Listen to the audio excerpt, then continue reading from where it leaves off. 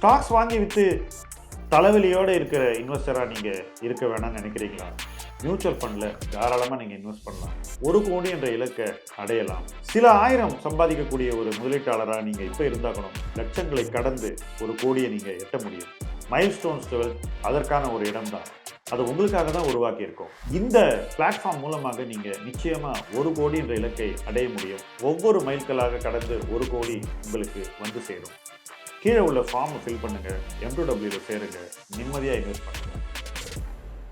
இன்னும் ஒரு சிறப்பு உரையாடலில் உங்களை சந்திக்கிறதுல மிக்க மகிழ்ச்சி. இந்த உரையாடலில் என்னோட 2 பேர் இருக்காங்க. 2 பேருமே உங்களுக்கு பரிச்சயமானவர்கள். முதல்ல சுப்ரா இந்த பக்கம் லெஃப்ட் சைடில் இருக்காரு, ரைட் சைடில் நிறைய இருக்காங்க.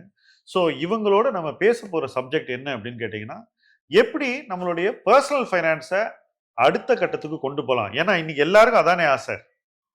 இவ்வளோ பேர் ஷேர் மார்க்கெட்டில் இருக்காங்க. நேரடி பங்கு முதலீடு, மியூச்சுவல் ஃபண்டு, ETF, இண்டெக்ஸு, எதில் இன்வெஸ்ட் பண்ணலான்ற ஒரு ஆர்வம் இன்றைக்கு இருக்கும் அளவுக்கு என்றைக்குமே இல்லைனாக்கா, அந்த ஆர்வத்தினுடைய நோக்கம் என்ன? நம்முடைய பர்சனல் ஃபைனான்ஸை இம்ப்ரூவ் பண்ணுறது, எப்படி அதை நெக்ஸ்ட் லெவலுக்கு கொண்டு போகிறது அப்படிங்கிறத பற்றி தான். ஸோ இன்னைக்கு உள்ள யங்ஸ்டர்ஸ், இன்னைக்கு யாரெல்லாம் பர்சனல் ஃபைனான்ஸை அடுத்த கட்டத்துக்கு கொண்டு போகணும்னு நினைக்கிறாங்களோ அவங்க என்ன பண்ணணும், என்ன பண்ணால் அவங்களுடைய பர்சனல் ஃபைனான்ஸ் அடுத்த கட்டத்துக்கு போகும்? வாங்க கேட்போம். Naren, first use. ஆரம்பிக்கிறத ஐ திங்க் ஒரு நல்ல மெடிக்கல் இன்சூரன்ஸ் பாலிசி தேவை. ஏன்னா நிறைய பேருக்கு இன்னைக்கு மெடிக்கல் இன்சூரன்ஸ் பாலிசி கிடையாது. ஒரு நல்ல மெடிக்கல் இன்சூரன்ஸ் பாலிசி முக்கியம். அண்ட் மெடிக்கல் இன்சூரன்ஸ் பாலிசி ஒரு பாலிசி எப்படின்னா, நீங்கள் லேட்டாக ஆரம்பிச்சீங்கன்னா ஜாஸ்தி காஸ்ட்டு. ஸோ ஏர்லி ஏஜில் ஆரம்பிச்சா ப்ரீமியம் கம்மி, அது தொடர்ந்து கட்டிக்கிட்டே போகலாம். ஆமாம், அதான் முதல்ல சொல்லுறது. ரெண்டாவது, ஐ திங்க் மியூச்சுவல் ஃபண்ட் செய்ய கேம்பெயினில் ஆரம்பித்தது என்னென்னா, ஒரு சிஸ்டமேட்டிக் இன்வெஸ்ட்மெண்ட் பிளான், ஒரு ஸ்மால் கேப் மிட் கேப் இல்லாதக்கே ஏதாவது ஒரு ஜென்ரல் ஏரியா இல்லை, ஜென்ரல் ப்ராடக்ட் சொல்கிறீங்க. Flexi gap, asset allocation product, அந்த மாதிரி ப்ராடக்ட்ல ஆரம்பிக்கிறது முக்கியம். மூணாவது, மோஸ்ட் இம்பார்ட்டன்ட், சேவிங் பண்ணணும். அண்ட் இந்த மாதிரி நிறைய பேர் என்ன பண்றாங்க, டெரிவேட்டிவ்ஸ் மார்க்கெட்ல ட்ரேட் பண்றாங்க, அவங்களுக்கே தெரியாது என்ன பண்றாங்கன்னு. இன்னொன்று, பர்சனல் லோன் ரொம்ப எடுத்துடுறாங்க. இதெல்லாம் பண்ணக்கூடாது. இதுதான் என்னோட opinion. Okay Subra, what is your view? Personal ஃபைனான்ஸ்ல என்ன பண்ணக்கூடாதுங்கிறது ஓகே, அவர் என்ன பண்ணணும்னு சொன்னா நீங்க பண்ணக்கூடாது. என்ன பண்ணக்கூடாது? கடன் வாங்கி லக்ஸரி ப்ராடக்ட்ஸ் வாங்கக்கூடாது. ஓகே, கடன் வாங்குறது வீட்டுக்கு தான் கடன் வாங்கணும். போன பொருள்னா கார் வாங்குறதுக்கு கடன் வாங்கலாம். பெஸ்ட் பைக், கார், டிரான்ஸ்போர்ட் பண்ணணும். மொபைல் போனுக்கு வாங்கக்கூடாது. மொபைல் போனுக்கு வாங்கக்கூடாது. படிக்கிறதுக்கு வாங்கலாம். எஜுகேஷனல் லோன் வாங்கலாம். இந்த ஏர் கண்டிஷன் போடுறதுக்கு அது எல்லாமே லக்ஸரி தான். அது வந்து முடிஞ்சாக்க ஏதோ நீ இன்வெஸ்ட் பண்ணினா அதுல ரொம்ப ப்ராஃபிட் வந்துடுது, அதனால அதை வித்து வாங்கினா வெறும் கடன் வாங்கி டெப்ரிஷியேட்டிங் அசெட் வாங்கவே கூடாது. ஓகே, மதிப்பு இழக்கக்கூடிய ஒரு சொத்தை கடன் வாங்கி வாங்கக்கூடாது. ஏன்னா கடன் வாங்கும்போது நீங்க அந்த சொத்துக்கு கொடுக்கக்கூடிய அமௌண்ட், ஆமா, மொத்த தொகை அதிகமாயிடுது. ஆமா, ஏன்னா வட்டியோட சேர்ந்து அது அதிகமான ஒரு தொகை ஆயிடுது. ஆனா சொத்தினுடைய மதிப்பு குறைஞ்சிருது. அதனால அதை பண்ணக்கூடாது. அது பண்ணக்கூடாது. ரெண்டாவது, நீங்க கொடுத்த எக்ஸாம்பிள் ஏசி வாங்குறது ஈஸி, அதை கட்டி எலக்ட்ரிசிட்டி பில் கட்டுறது அது ஜாஸ்தி. 10,000 ரூபாய்க்கு ஏசி கிடைக்கும், அடுத்த 4 மாசத்துல எலக்ட்ரிசிட்டி பில் 10,000 ரூபாய் இன்க்ரீஸ் ஆகும். அதனால it makes no sense to buy those kind of things. ரெண்டாவது, நரேன் சொன்னாரு ஹெல்த் இன்சூரன்ஸ் எடுத்துக்கணும்னு. அப்புறம் இந்த ஆன்சர் வந்து ஒரு ஆளுக்கும் டிஃப்ரெண்டா இருக்கும். இப்போ அம்மா அப்பா டிபெண்ட் ஆன் யூ, ஒரு தம்பிக்கு ஸ்கூல் ஃபீஸ் கட்டுறதுன்னா நீ முதல்ல டேர்ம் இன்சூரன்ஸ் எடுத்துக்கணும். ஏன்னா நீ உன்னை நம்பி 4 பேர் இருக்கா, அதனால எமர்ஜென்சி ஃபண்ட் இருக்கணும். இதெல்லாம் வச்சுட்டு டேர்ம் இன்சூரன்ஸ், மெடிக்கல் இன்சூரன்ஸ், நிறைய சொன்ன மாதிரி அதெல்லாம் வாங்கினதுக்கு அப்புறம் இருக்கிற பணத்தை வச்சு நீ இன்வெஸ்ட் பண்ண ஆரம்பிக்கலாம். ஆனா அது கிளியரா ஒரு 5 வருஷம் 10 வருஷம் தொட மாட்டேன்னு இருக்கணும். ஒரு வருஷத்துல கூட அது டபுள் ஆகலாம், மார்க்கெட்ல ஆக முடியாதுன்னு கிடையாது. ஆனா அந்த எதிர்பார்ப்பு இருக்கக்கூடாது. 5 வருஷம் போட்டு இருக்கணும், ஒரு வருஷம் 60% ரிட்டர்ன் கிடைக்கும், அடுத்த வருஷம் -12% கிடைக்கும், என்ன வேணா கிடைக்கும். ஓவரால் ஒரு 12% ரிட்டர்ன் தான் கிடைக்கும், 12, 13 தான் கிடைக்கும் இன்னி தேதிக்கு. அது கொஞ்ச நாள் கழிச்சு அது இன்னும் குறையலாம். இன்ட்ரெஸ்ட் ரேட் பேங்க்ல 1% வருதுன்னா உங்களுக்கு ஈக்விட்டிலையும் 7% தான் வரும். So those things will happen. So அதுக்கு you have to be prepared. என்ன பண்ணக்கூடாதுன்னு நீங்க 2 விஷயம் சொன்னீங்க. ஆமா, வேற ஏதாவது பண்ணக்கூடாது இருக்கா? மூணாவது, உங்க வீட்டுல ஒருத்தருக்குமே ஈக்விட்டி தெரியாதுன்னா உட்காந்து எல்லாரையும் எஜுகேட் பண்ணுங்க. ஏன்னா நீங்க பணம் போட்டு ஒரு இமீடியட்லி நன்னா பண்ணிட்டுனா 3-4 வருஷம் நன்னா பண்ணாட்டா there'll be pressure on you.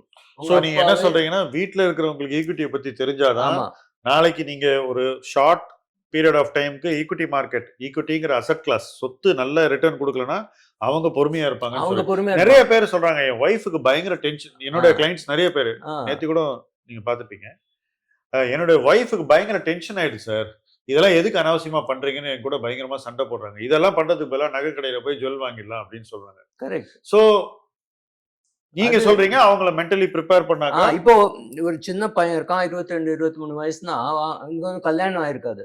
ஆனா அம்மா அப்பாக்கு இது என்னதுன்னே தெரியாது. சோ அவ பயப்படுவா. அவர் 7 வருஷத்துல நீ என்எஸ்சில போட்டிருந்தா டபுள் ஆயிருக்கும், பேங்க்ல போட்டிருந்தா டபுள் ஆயிருக்கும், இங்க பாரு வளரவே இல்லை, அந்த ப்ரெஷர் இருக்கும்.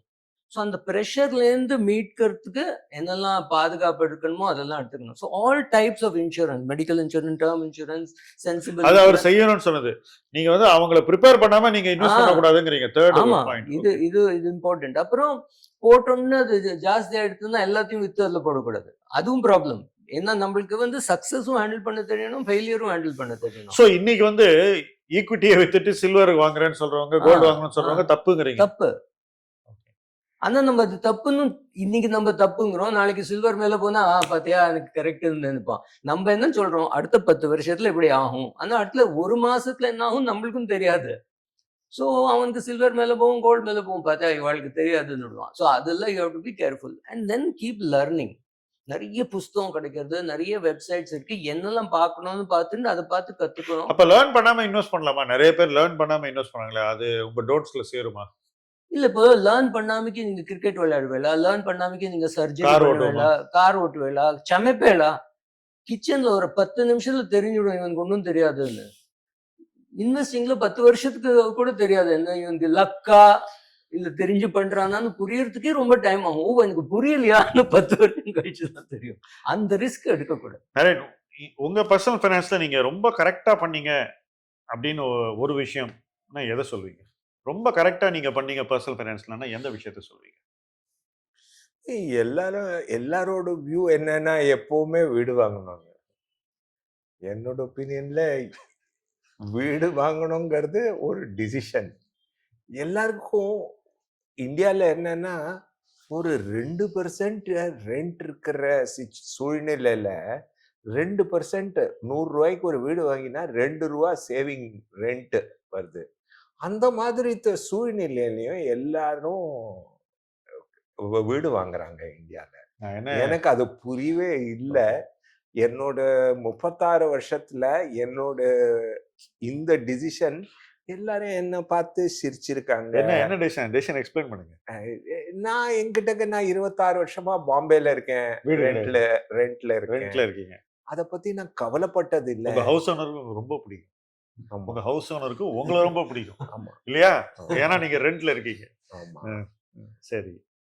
அது ஒரு என்னோட ஒப்பீனியன்ல ரொம்ப முக்கியமான டிசிஷன். ஓகே. ரெண்டாவது யாருக்கும் பட் நீங்க இந்த क्वेश्चन அன்ஃபார்ச்சுனேட்லி நம்ம 3 பேர் உங்க வைஃப் இருந்தாங்கன்னா இந்த டிஸ்கஷன் இல்ல அவங்களும் யூஸ் ஆயிட்டாங்க. இனிஷியலா கஷ்டப்பட்டாங்க, அதுக்கப்புறம் பரவாயில்ல. ரெண்டாவது ஆக்சுவலா it is not a investing based decision. பணத்துக்காக இல்ல. எவ்ரி இயர் உங்களோட சேலரி ஏற ஏற you have to know more things. ஜாஸ்தி லேர்னிங் பண்ணணும். நிறைய பேருக்கு அது புரியவே இல்லை. ஓகே. ஆக்சுவலா அவங்க என்ன நினைக்கிறாங்க, என்னோட சேலரி ஏறிண்டே இருக்கணும் அப்படின்னு நினைக்கிறாங்க. உங்களோட சேலரி ஏறிண்டே இருக்கணும்னா அந்த சேலரி ஏறிண்டே இருக்கும்போது உங்களோட நாலேஜ் லெவல், உங்களோட காம்பிடன்ஸ் லெவல் எல்லாம் ஏறணுங்கிறது எல்லாரும் யோசிக்கிறதே இல்லை. அது ரெண்டாவது பிக் லேர்னிங் நான் ஒரு டைம்ல நான் லேர்ன் பண்ணது. அதுக்கப்புறம் கண்டினியூஸா எவ்ரி இயர் நான் போன வருஷத்துக்கு பார்க்கறத நான் இந்த வருஷம் என்ன புதுசா பண்றேன், புதுசா ஏதாவது கத்துக்கணும். ஸோ நான் ஒரு விஷயம் கேட்டேன் பர்சனல் ஃபைனான்ஸ்ல என்ன சரியா பண்ணீங்கன்னா, அவர் ஏற்கனவே 2 விஷயம் சொல்லிட்டாரு. சுப்ரா நீங்க என்ன உங்க பர்சனல் ஃபைனான்ஸ்ல நீங்க ரொம்ப சரியா பண்ணீங்கன்னு ஒரு விஷயத்த சொல்லுங்க. எனக்கு வேணா 2 விஷயம் சொல்லுங்க. நான் பண்ணாதது சொல்லக்கூடாது, பண்ணினேன். To live way below your earning. ஓ சம்பளம் 100 ரூபாய்னா சம்பளம் 100 ரூபாய்னா 10 ரூபாய் செலவழிக்கிறதுக்கு தெரியணும். என்ன எஸ்பெஷலி நீங்க எந்த எப்படி- மாதிரி எப்படி- ஆளு இல்ல, எஸ்பெஷலி எந்த மாதிரி ஆளு, பிகாஸ் நான் வேலைக்கு போல, நானா சம்பாதிக்கணும். சுய இந்த மாசம் 5000 சம்பாதிச்சேன், அடுத்த மாசம் 5000 சம்பாதிப்பேன்னா 50,000 சம்பாதிப்பேன்னா தெரியாது. அந்த Correct. இன்செக்யூரிட்டினால நான் செலவையே குறைச்சி வச்சிருந்தேன். ஸோ தட் எவ்வளவு இப்ப நான்லாம் கணக்கே பார்க்காம வாழ்ந்துட்டேன் எப்படி அது கரெக்ட் தான். கணக்கு பார்க்காம மார்க்கெட் கொடுத்தது, கணக்கு பார்க்காம செலவழிச்சோம், ஆனாலும் மிஞ்சிது. Okay but I'm saying, but we still spending less then what you are earning. நீங்க ஆக்சுவலா இதை நான் I'm going to correct you. நீங்க என்ன சொல்ல வரீங்கன்னாக்கா, நான் இவ்வளவுதான் செலவு பண்ணேன் எனக்கு வேணுங்கிறது, ஆனா மார்க்கெட் நிறைய கொடுத்துங்கிறீங்க. Correct. அப்ப நீங்க வந்து மார்க்கெட்டோட வருமானத்துல இருந்து நீங்க அதோட கனெக்ட் பண்ணி நீங்க வாழல லைஃப் ஸ்டைல். முடியாது. ஓகே ரைட், தட் இஸ் டிவிடெண்ட்ல வாழ முடியும். ஏன்னா டிவிடெண்ட் வந்து ரொம்ப ஃபிளக்சுவேட் ஆகுது. ஆனா போர்ட்ஃபோலியோ பாட்டுக்கு நிறைய ஃபிளக்சுவேட் ஆகும். So living below your means is very important. So so அது முதல். ரெண்டாவது, நான் வாழ்ந்த இடம் காட்கோபர், அதனால அங்கே எல்லாம் குஜராத்தி. அதனால தான் நான் மார்க்கெட்டுக்கு 17 வயசுல வந்தேன். இல்லாட்டா வந்திருக்கவே மாட்டேன். ஏதோ ஐஓபியில் ஃபிக்ஸ் டெபாசிட் போட்டுட்டு தினம் கவலைப்பட்டு இருப்பேன். 35 லட்சம் இருக்கு, ரிட்டையர் ஆக முடியுமான்ற கவலை நிறைய பேர் இருக்காங்க அந்த மாதிரி. நிறைய பேர் இருக்காங்க. அது எங்க அப்பா அந்த வாங்கின இடம், அது luck. So so basically that. So நீங்க பங்குச்சந்தையை பற்றி தெரிந்த நபர்கள் வாழக்கூடிய ஒரு சூழ்நிலையில வாழ்ந்தது ரெண்டாவது பர்சனல் ஃபைனான்ஸ்ல நீங்க பண்ண சரியான விஷயம். அதனால தான் உங்க பர்சனல் ஃபைனான்ஸ் ஆமா, வளர்ந்தது. இல்லாட்டா இவ்வளவு ஈக்விட்டி வந்திருக்காது. ஓகே, பர்சனல் ஃபைனான்ஸ்ல நீங்க பண்ண தப்புன்னு எதை சொல்லுங்க, சம் மிஸ்டேக், நான் இதை பண்ணிருக்கவே கூடாது அப்படின்னு ஏதாவது ஒரு விஷயம், எனிதிங் யூ ஃபீல் இதை நான் பண்ணிருக்கவே கூடாது அப்படின்னு. பர்சனல் ஃபைனான்ஸ்ல நான் வேற எதுலயாவது தப்பு பண்ணிருக்கலாமா இருக்கும். பட் பர்சனல் ஃபைனான்ஸ்ல அத்தனை எக்ஸ்பெரிமெண்ட் பண்ணல. அத்தனை பெரிய தப்புன்னா 90ஸ்ல எனக்கு எல்லாரும் பண்ற தப்பு பண்ணியிருக்கேன். எனக்கு ஜாஸ்தி டெரிவேட்டிவ் செக்மெண்ட் முன்ன பத்தி தெரியாது. அந்த டைம்ல டெரிவேட்டிவ் ட்ரேட் பண்ணியிருக்கேன், பத்லா எல்லாம் ட்ரேட். ஓகே, 93 94 93 94ல எனக்கு என்ன தெரியும் அந்த 94ல கொஞ்சம் ஓவர் ட்ரேடிங் இருந்தது தான். 90ஸ்ல அப்பதான் என்எஸ்சி வந்து ஒரு வருஷம் 90ஸ்ல நிறைய மிஸ்டேக்ஸ் பண்ணியிருக்கேன். ஆஃப் நாட் தெரியாத போதெல்லாம் இன்வெஸ்ட் பண்ணதை நிறைய 90ஸ்ல பண்ணியிருக்கேன். பட் அதுக்கப்புறம் அந்த தப்பு பண்ணதுக்கு அப்புறம் அதுலேருந்து உணர்ந்து கொஞ்சம் புது தப்பு பண்ணிருக்கலாம்.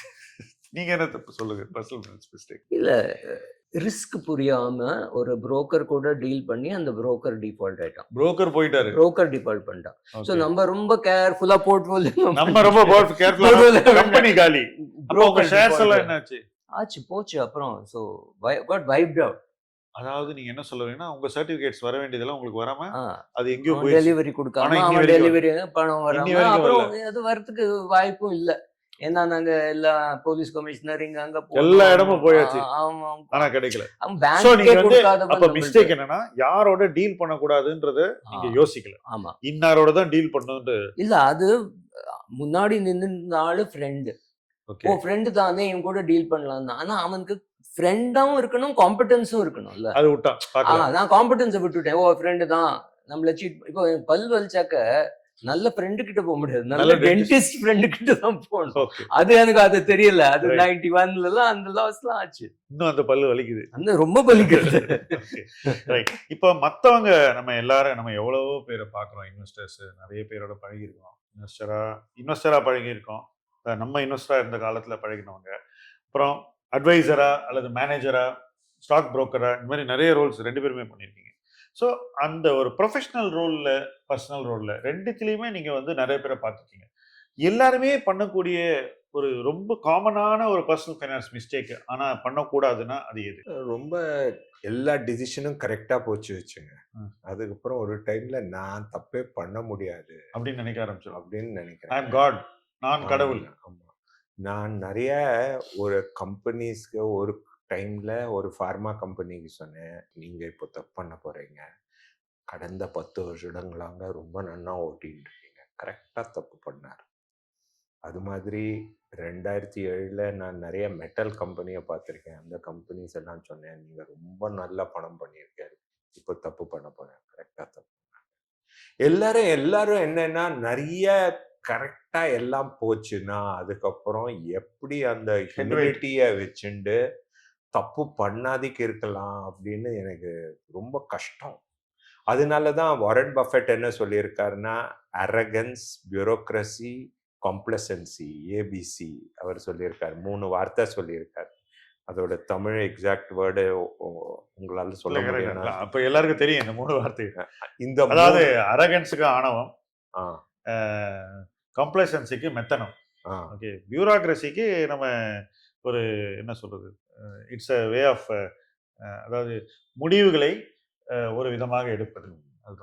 அதுதான் ப்ராப்ளம்னு நான் பார்த்துருக்கேன். நான் என்னோட 37 வருஷத்துல நிறைய கம்பெனிஸை பார்த்துருக்கேன், நிறைய பேரை பார்த்துருக்கேன். இதுதான் சக்சஸ் வரும்போது ஏபிசி வந்துடுது. சுப்ரா நீங்க சொல்லுங்க பார்த்ததுல. இல்ல, இந்த அப்பா வந்து நன்னா ஒரு போர்ட்ஃபோலியோ பண்ணியிருப்பார். நீங்க 1980s எடுத்துக்கோங்க, 5 கோடி 6 கோடி போர்ட்ஃபோலியோ பண்ணியிருப்பார். அந்த பிள்ளையோ நாட்டு பொண்ணோ மாப்பிள்ளையோ வந்து அதை ட்ரேடிங் பண்ணி அது அப்படியே ஒரு ஓவர் நைட் டே வைப். இது நான் நிறைய இது நாங்க நிறைய பார்த்துருக்கேன், நானும் பார்த்துருக்கேன்.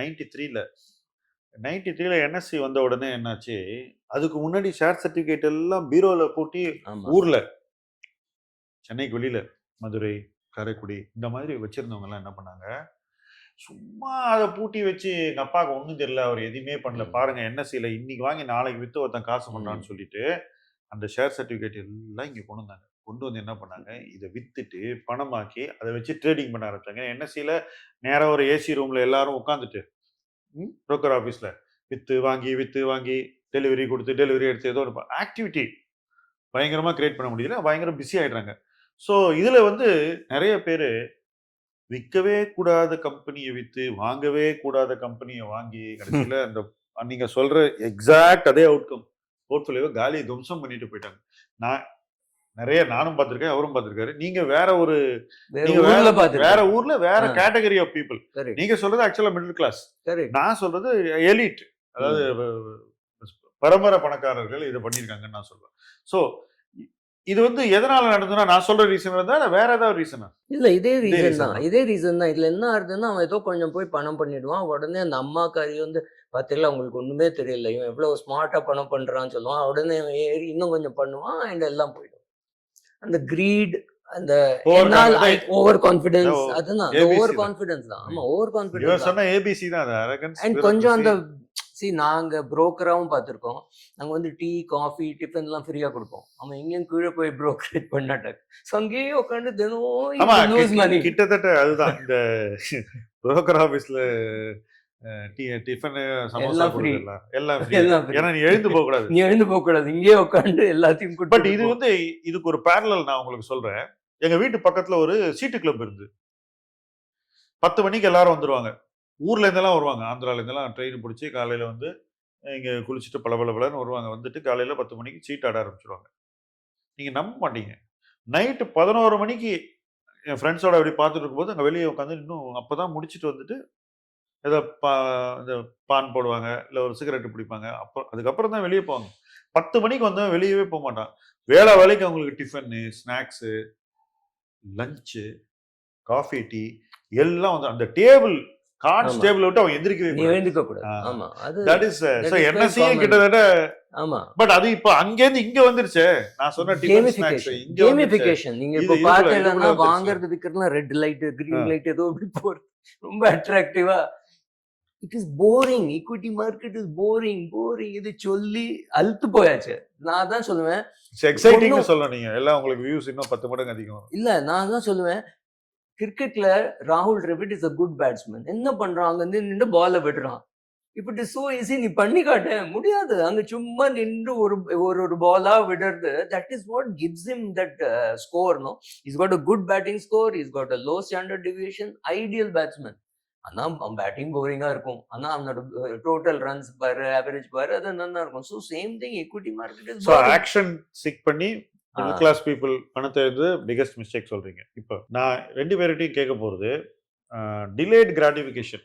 அதாவது இன்னைக்கு வர லாபத்தை இன்னைக்கே எடுக்காம இன்னும் பல வருஷம் வெயிட் பண்ணாக்கா அது இன்னும் பல மடங்கு அதிகமாகி லாபம் மாறுதுங்கிறது ஒரு வாழ்க்கை முறை. எந்த ஏஜ்ல அது உங்களால நல்லா ப்ராக்டிஸ் பண்ண முடிஞ்சது? ஏன்னா இதை பத்தி நம்ம நிறைய கேள்விப்பட்டாகணும்.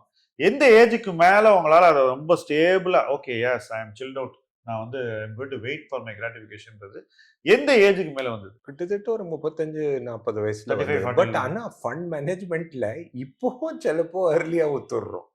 ஓகே, பட் அதுக்கு உங்களுக்கு டாக்ஸ் கிடையாது, அதனால நீங்க அதெல்லாம் கரெக்ட். பட் தப்பா early-ஆ விக்கிறோம். என்னவா இருந்தாலும் early-ஆ விக்கிறது இன்னைக்கும் அது டிலேட் கிராட்டிஃபிகேஷன்.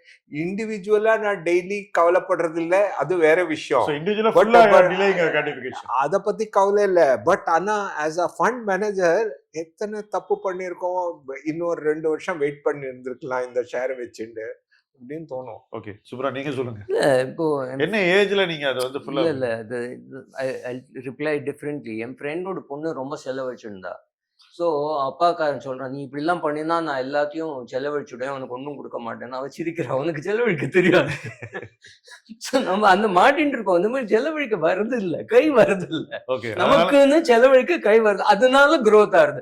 அது I won't take credit for செலவில்லைங்கனால டிலேட் கிராட்டிஃபிகேஷன் நடக்குது. அதனால டிலேட் கிராட்டிஃபிகேஷன் நடக்குது. நிஜமாவே சொல்றேன், அப்படி போய் இவ்வளவு செலவழிக்கணும்னு நம்மளால முடியாது, அவளால முடியாது. ஊருக்கு என்னைக்கு போறேன்னு சொல்லுங்க, இருக்கிறதுலே காஸ்ட்லி கார் விற்கிறவங்க எல்லாம் உங்க வீட்டுக்கு அனுப்பிச்சிடுறேன். Okay right. இன்னைக்கு ஒரு young investor, let us say you are investing from almost your teens, right? Almost you know investing, உங்க அப்பா பண்ணதை பார்த்ததுலேருந்து தெரியும். பட் மேபி உங்க personal investing from age of 23, 24 இருக்குமா?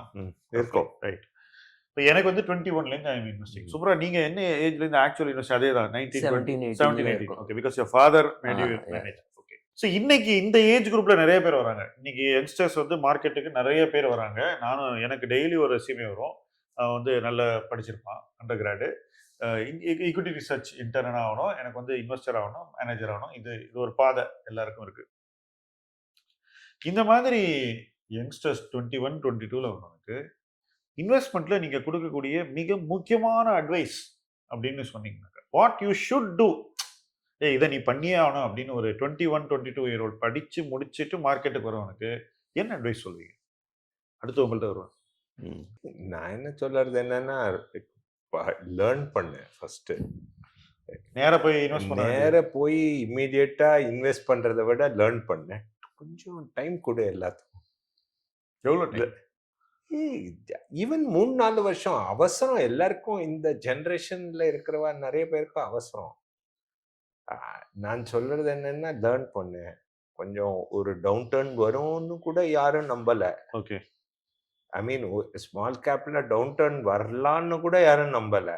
அதனால என்னன்னா, அதெல்லாம் கொஞ்சம் கொஞ்சம் பேஷன்ஸ் தேவை. சூப்பரா, உங்க அட்வைஸ் என்ன? அவர் சொல்றாரு 5 வருஷம் வெயிட் பண்ணுங்கிறாரு. சிம்பிள் இல்ல, சி ஃபர்ஸ்ட் கத்துக்கோங்க. ஃபர்ஸ்ட் இன்வெஸ்டிங் கத்துக்கிறது அவ்வளவு கஷ்டம் இல்ல, சேவிங் கத்துக்கிறது ஜாஸ்தி கஷ்டம். ஸோ நீ வந்து 21 வயசுல இன்வெஸ்ட் பண்ண ஆரம்பிக்கிற, உன்னோட இன்வெஸ்ட்மெண்ட்ல எவ்வளவு ரிட்டர்ன் வருது டசன்ட் மேட்டர். உன்னோட இன்கம்ல என்ன பர்சன்டேஜ் நீ சேவ் பண்ண. நீங்க சொல்றது வந்து, நான் சொல்றேன், நீங்க சொல்றது வந்து ஐடி ஜாப்ல போறவனுக்கு நீங்க சொல்ற அட்வைஸ் கரெக்ட். நான் சொல்றது மார்க்கெட்டுக்கே வரணும்னு நினைக்கிற பசங்களுக்கு. ஓகே, இப்போ உங்க your daughter is in the market. இப்போ நீங்க அவள்கிட்ட போய் சேவ் பண்ணி நீங்க சொல்ல வேண்டியதில்லை, அவளுக்கே தெரியும். ஏன்னா இந்த ஃபீல்டுக்குள்ள வந்துட்டா இது ஒரு இப்படிதான் இருக்கணும்னு ஒரு டெம்ப்ளேட் இருக்கு. அவங்க ஆட்டோமேட்டிக்கா அது உள்ள வந்துடுறாங்க. அது பேசிக். நீங்க சொல்றது ஹைஜீன். அதை மீறி ஒரு விஷயம் சொல்லுங்க, ஒரு இன்வெஸ்டரா வரணும்னு நினைக்கிறவனுக்கு. உங்க டாக்டர் பாக்குறானாங்க, அவளுக்கு ஒரு அட்வைஸ் கரெக்டா சொல்லுங்க. இல்ல நேரா சொல்ல மாட்டீங்க, இங்க சொல்லிடுங்க. இல்ல அதான். சோ ஃபர்ஸ்ட் எவ்வளவு ஏர்ன் பண்ற, எவ்வளவு சேவ் பண்ற, அந்த ரேஷியோஸ் அரைவ் பண்ணிட்டு அது படிக்கு சேவ் பண்ணு. அது பண்றாங்க. True for everybody. They are doing. Correct. So அதுல வந்து see it is something like this. எனக்கு கிரிக்கெட் விளையாட பிடிக்கும். ஸோ நான் எப்போ விளையாடுவேன், சாட்டர்டே சண்டே விளையாடுவேன் கொஞ்ச நாள். அது எனக்கு பார்ட் டைம் ஆக்டிவிட்டி. நான் போய் நாளைக்கு நான் கோலி மாதிரி விளையாடுறேன்னு நினைக்கிறது கூட இல்லை. சரி, அதே மாதிரி ஒரு பார்ட் டைம் இன்வெஸ்டர் அவன் வந்து தன்னை நரேன் கூடயோ, பஃபெட் கூடயோ, முகேஷ் அம்பானி கூடயோ கம்பேர் பண்ணிக்கிறது அநியாயம். முடியாது, அதனால முடியாது. So that is not the comparison. நூக்கு 10 ரூபா 20 ரூபா கம்பேர் பண்ணா ஒருத்தர் கூடயும் கம்பேர் பண்ணாத. இவ்வளவு பெரியவா கூட கம்பேர் பண்ணாத இல்ல. Just don't compare. Start investing, start reading portfolios. 3-4 fund manager நல்லா இருக்கான்னு அவன் என்ன வாங்கியிருக்கான்னு பார்த்து தேடி அந்த கம்பெனி என்னன்னு கொஞ்சம் ஆராய்ச்சி பண்ணி ஈக்விட்டியில் இன்வெஸ்ட் பண்ணுறதுனா. மியூச்சுவல் ஃபண்டில் இன்வெஸ்ட் பண்ணுறதுனா அவ்வளவு ஆராய்ச்சி தேவையில்லை. அது கொஞ்சம் நல்ல ஃபண்டு, 10 வருஷம் ட்ராக் ரெக்கார்டு, 5 வருஷம் ட்ராக் ரெக்கார்டு இருக்குன்னா அதில் இன்வெஸ்ட் பண்ணலாம். இல்லைன்னா கொஞ்சம் கற்றுக்கணும். It's necessary to learn. எல்லா மாதிரி கிரிக்கெட், டிரைவிங், சமையல் கத்துக்காம எப்படி பண்ண முடியும்? இந்த தைரியம் எங்கேருந்து வருதுங்கிறது தான் எனக்கு புரிய மாட்டேங்குது. சரி விடுங்க, பாசிட்டிவ் விஷயம் பேசுவோம். இப்போ நீங்க லேர்ன் பண்ணணும்னு 2 பேரும் சொல்றீங்க, அவசரப்படாதேன்னு சொல்றீங்க. இப்போ நம்மளுடைய குரோத்ல, ஒரு இன்வெஸ்டரா குரோத்ல பார்த்தீங்கன்னா, ஒரு முக்கியமான ஒரு லைன் நான் ஆல்வேஸ் நான் பிடிப்பேன். அது என்ன தெரியுமா? அப்ரிசியேஷன். எது உயர்ந்தது, யார் ஒரு விஷயத்த நல்லா பண்றாங்க அப்படின்றத பார்க்கும்போது, அந்த விஷயத்த நம்ம பண்ணா எப்படி பண்ணுவோம்னு திங்க் பண்ண ஆரம்பிக்குது. இப்போ நீங்க சொன்னீங்க, நான் அந்த ஏரியால வாழ்ந்தேன். வாழ்ந்ததுனால என்ன சுத்தி இவங்கலாம் இப்படி இருந்தாங்க. அந்த பசங்களெல்லாம் பார்த்து, அவங்க பேரண்ட்ஸ் எல்லாம் பார்த்து, எனக்கு ஸ்லோவா இப்படித்தான் இருக்கணும் அப்படின்றது தெரிஞ்சது. அந்த இடத்துல வந்து ஃபவுண்டேஷனலா பார்த்தீங்கன்னா, உங்கள அறியாம வந்து நீங்க அந்த லோக்கல் கம்யூனிட்டி ஆஃப் இன்வெஸ்டர்ஸ நீங்க அப்ரிஷியேட் பண்ண ஆரம்பிக்கிறீங்க. கரெக்ட். ரைட்? இதுக்கப்புறம் இந்த அப்ரிசியேஷன் அதோட நின்னுடுதா அப்படின்னு பார்த்தீங்கன்னா, நிக்கல. அதுக்கு அடுத்தது நீங்க பிஎஸ்சிக்கு போறீங்க. அங்க நீங்க பார்த்த இன்வெஸ்டர்ஸ், அன்னைக்கு இருந்த நிமேஷ், அந்த மாதிரி நெறைய பேர் இருந்திருப்பாங்க. உங்க நண்பர் நாகேஷ் சுஜன்வாலா. அவங்கள்ட்ட நல்ல விஷயங்கள் என்ன இருக்கு, அதை அப்ரிஷியேட் பண்ணீங்க. இப்படி படிப்படியா இன்னி வரைக்கும், இப்ப இன்னைக்கு நீங்க 10 பேரை பார்த்தா அதுல ஒரு 2 பேர் யூ வில் ஸ்பாட். ஏய், இவன் ரொம்ப நல்லா பேசுறான்பா. இவனுடைய அணுகுமுறை எனக்கு ரொம்ப பிடிச்சிருக்கு. இந்த அப்ரிசியேஷன் உங்க லைஃப் லாங் வந்துட்டு இருக்கு. ஆக்சுவலா உங்களை அறியாம அது உங்க கூடயே டிராவல் ஆகுது. இன்னைய காலகட்டத்துல இந்த அப்ரிசியேஷன் இருக்கா? ஃபர்ஸ்ட் எப்படி இருந்தா பெட்டர்?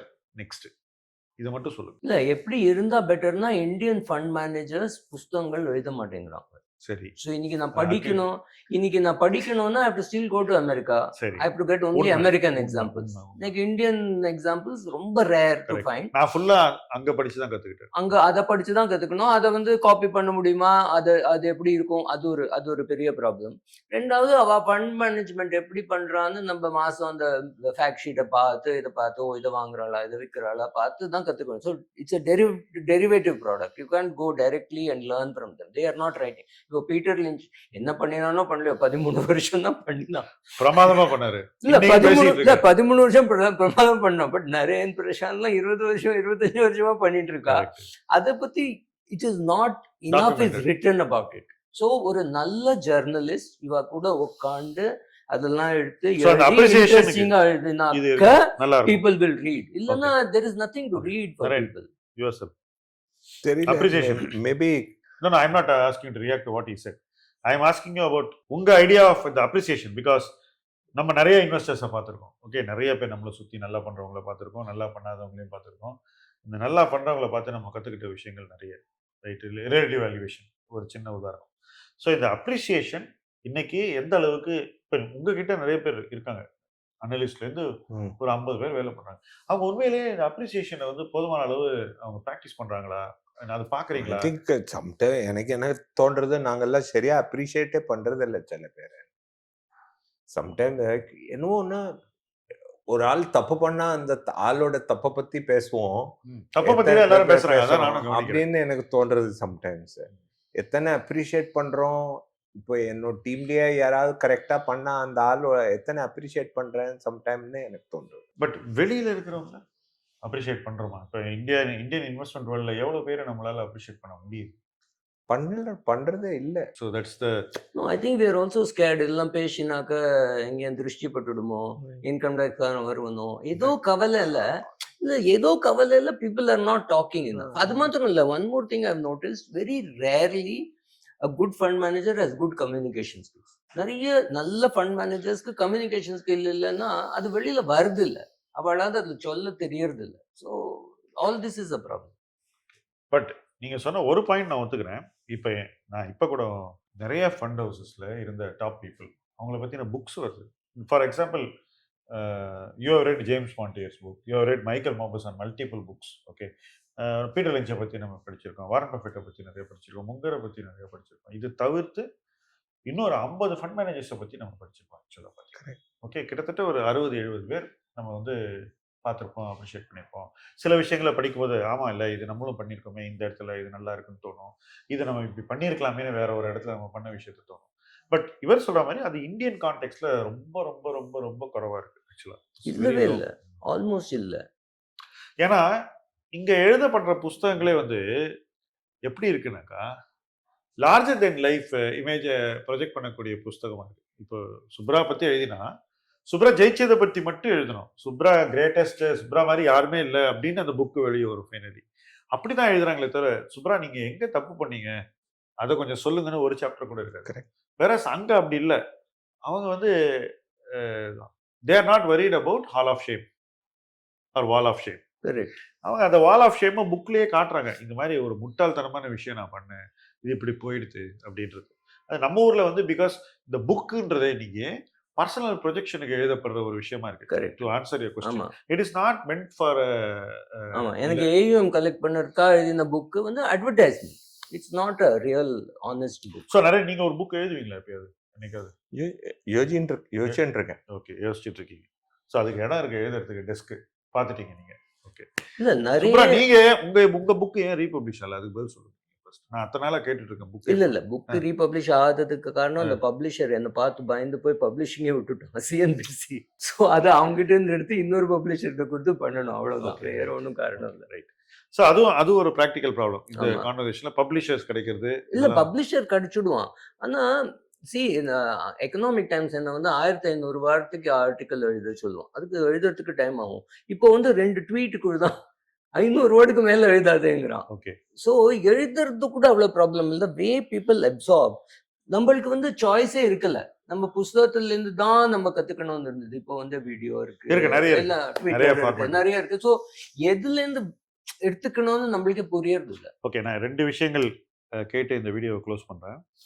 இப்போ நீங்க ஒரு 2 புக் சஜஸ்ட் பண்ணீங்கன்னா எல்லாருக்கும் படிக்கிறதுக்கு, யங் இன்வெஸ்டர்ஸ் படிக்கிறதுக்கு ஏதாவது 1 or 2 புக்ஸ் சொல்வீங்கன்னா அது எந்த புத்தகங்கள்? நீங்களும் யோசிக்கலாம். ஐ திங்க் நான் எல்லாருக்கும் சொல்றது ரீசெண்டா இந்த தெவினா மேராவோட புக் நல்லா எழுதியிருக்கேன். ஓகே. இன்னொன்னு, அண்ட் உங்களுக்கு இன்வெஸ்டிங்கே பண்ணணும் அப்படின்னு இன்ட்ரெஸ்ட் இருக்கு, ஈக்விட்டி இல்லைன்னா கௌதம் பேத்தோட புக் நல்லா எழுதியிருக்கேன். Compounding, joy of compounding. தெரியல, எனக்கு புஸ்தகம் ரெக்கமெண்ட் பண்ணுறதுக்கு பயமா இருக்கு. ஏன்னா அந்த புஸ்தகத்தை அவள் படிப்பாளான்னு தெரியல. தேவினா மேரா நான் படிக்கல, but I know she writes well. So maybe that's the book that I have to read. But Indian கான்டெக்ட்ல பராக் பரேக்கோட புக்ஸ்லாம் இருக்கு, கொஞ்சம் பழசா எடுத்து பழைய லாங்குவேஜா இருக்கும். அதை யாராவது எடுத்து திரும்ப ரீரைட் பண்ணினா நல்லா இருக்கும். ஐ ரிமெம்பர் இந்தியன் கான்டெக்ட்ல திஸ் புக் இஸ் குட். இல்லைன்னா கென் ஃபிஷரோட புக்ஸ் ஆர் குட். ஃபில் ஃபிஷரோட பிள்ளை கென் ஃபிஷர் நல்லா எழுதியிருக்கான். அவன்கிட்ட ஒரு இம்பார்ட்டன்ட் லர்னிங் என்னன்னா சொன்னா, எங்க அப்பாவோட மிஸ்டேக்ஸ் எல்லாம் ஒரு 70 வயசுக்கு அப்புறம் தான் ஆச்சு. So suddenly the brain is not able to process a lot of factors. So சில பேருக்கு ஒரு பர்டிகுலர் ஏஜுக்கு அப்புறம் இன்வெஸ்ட் பண்ண முடியாது. அப்படியே நம்ம வந்து பஃபெட்டை பத்தி சொல்ல முடியாது, அவ பண்ணிட்டு. பட் சில பேருக்கு அந்த ability to process so much of data. நான் பார்த்த மட்டும் பெருவாரியான இன்வெஸ்டர்ஸ் வந்து 70க்கு அப்புறம் ஸ்லோ ஆயிடுறாங்க. உங்களால அந்த பழைய ஃபிளாஷ் ஆஃப் ஜீனியஸ் வந்து அவங்களுக்கு இன்ட்ரெஸ்ட் போயிடுறது, various other things. You have done it all, been there before. So அந்த ஒரு ஃபீலிங் வந்துருது. பட் அதுதான் இவங்க 2 பேருக்கு அது வரலங்கறதா டிஃபரன்ஸ். ஆமா, இவ they are the exception. ஜெனரலா நீங்க சொல்ற விஷயம் கரெக்ட். ஓகே, நீங்க ஆரம்பிச்ச நாள்ல இருந்து, தட் இஸ் ஒரு ப்ரொஃபஷனல் மேனேஜர் ஆரம்பிச்ச நாள் அன்னையில இருந்து இன்னை வரைக்கும் நீங்க ரொம்ப இம்பார்ட்டன்ஸ் கொடுக்கிற சில டெய்லி ஹேபிட்ஸ், டெய்லி ரொட்டீன்ல இருக்கிற விஷயங்கள் ஏதோ 1 or 2 சொல்லுங்க. நான் இது தவறாம எங்க எதை விட்டாலும் இந்த 2 விஷயத்த நான் விட மாட்டேன். கர்நாடிக் மியூசிக் கேட்கறதுங்கிறீங்க, நான் சொல்றது இன்வெஸ்டிங் ரொட்டீன்ல. பட் ஆக்சுவலா நான் எப்படியாவது ஒரு கிளான்ஸ், நியூஸ் பேப்பரோட கிளான்ஸ், இன்னைக்கும் பிசிக்கல் நியூஸ் பேப்பரோட கிளான்ஸ் நான் பண்ணுவேன். ஃபுல்லெல்லாம் சம்டைம்ஸ் டே மார்னிங் பண்ணலைன்னா வீக்லி சாட்டர்டே சண்டே பண்ணிடுவேன். எல்லாத்தையும் சேர்த்து வச்சு பண்றேன். ஓகே, நான் டிராவல் பண்ணுவேன். நான் இப்போ இன்னும் 5 பேப்பர் வாங்குறேன், பிசினஸ் பேப்பர். நான் 5 பேப்பரையும் படிக்கிறேன். ஸோ இருக்கும்போது, ஊர்ல இருக்கும்போது ஈஸி. 5 நாள் டிராவல் பண்ணா 25 பேப்பர் வந்துடும். ஸோ வந்த உடனே உட்காந்து அதை ஃபுல்லா ஒரு கிளான்ஸ் பண்றேன். நியூஸ் பேப்பர் படிக்கிறது எங்க ஓல்ட் வேர்ல்ட் ஹேபிட். நீங்க? நான் நியூஸ் பேப்பர் படிக்கிறல. நீங்க? ஐ மீன் படிக்கிறேன் but it's not such a religion. இப்போ இங்க 5 நாள் போலனாக்க ஜென்சி ஐடியா. சரி, ஒரு பர்சனல் ஹேபிட் சொல்லுங்க எனக்கு. நிஜமாவே இன்வெஸ்டிங் பாயிண்ட் ஆஃப் வியூ தெரியல. ஸ்வீட் சாப்பிடுறேன்னு சொல்லாதீங்க. இல்ல நான் ஒண்ணு நிச்சயமா பண்றேன். is every morning I record something for 4 o'clock video for my YouTube video. அது வந்து mostly personal finance. உலகத்திலேயே காலையில 3:45 மணிக்கு ஃபுல்லா ட்ரெஸ் பண்ணிட்டு கேமரா முன்னாடி உட்காந்து பர்சனல் ஃபைனான்ஸ் வீடியோ எடுக்கிற ஒரே நபர் இவர்தான். I can vouch for it. அதுக்கு ஒரு காரணம் இருக்கு. ஏன்னா என்கிட்ட ஸ்டுடியோ இல்ல.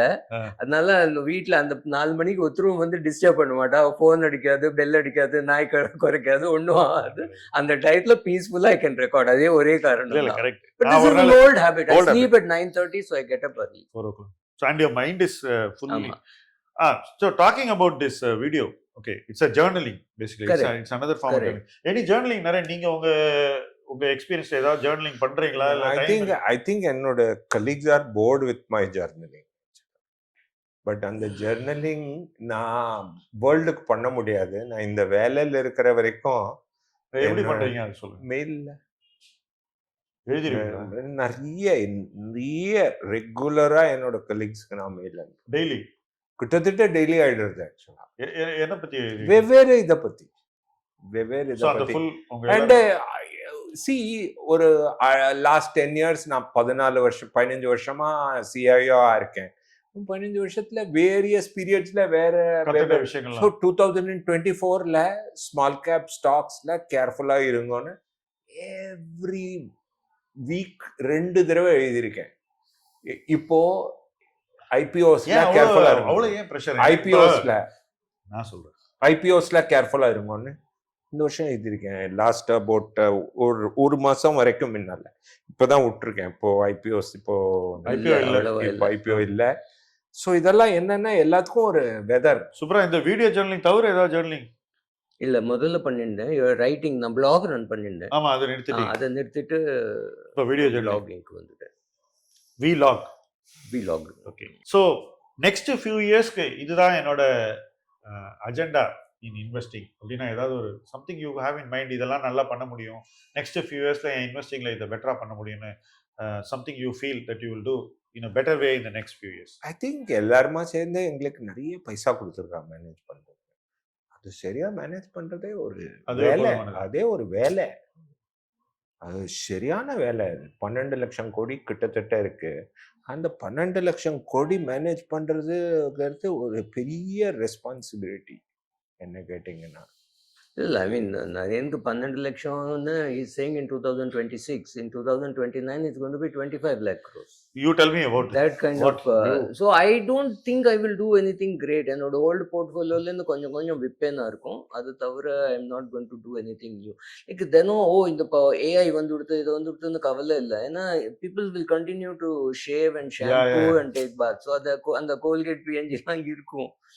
And I am convince that இந்த மாதிரி நிறைய நம்ம பூச்சாண்டி பார்த்தாச்சு. சாப் வந்து கொடுத்தா சிஏ எல்லாம் போயிடுவான், கால்குலேட்டர் கம்ப்யூட்டர் வந்து கொடுத்தா சிஏ போயிடுவான். இப்படி கதை கேட்டு கேட்டு கேட்டு இப்போ புலி வரும் இந்த பயம் போயிடுது. Okay, good. So that's a very positive note. And இந்த உரையாடல் உங்களுடைய கேள்விகள் நிறைய விஷயங்களை உங்கள்கிட்ட கேட்டிருக்கேன் நம்புறேன். உங்களுக்கு இந்த உரையாடல் நிச்சயமா பிடிச்சிருக்குன்னு ஹோப் பண்றேன். உங்களுடைய கருத்துக்களை நிச்சயமா நீங்க கமெண்ட் செக்ஷன்ல போடணும். உரையாடல்ங்கிறது எந்த விதமான தயக்கமும் இல்லாமல் ஒரு ஓப்பன் மைண்டடாக நீங்கள் கேட்குற கொஸ்டின்ஸை என் வழியாக இவங்கள்ட்ட கேட்கறதுக்கான ஒரு களமாக இன்றைக்கு அமைந்தது. என்றைக்கும் அப்படி அமையும் என்று எதிர்பார்ப்போம். முதலீட்டு களம் உங்கள் களம். தேங்க்யூ சுப்ரா. தேங்க்யூ நிறைய. தேங்க்ஸ்.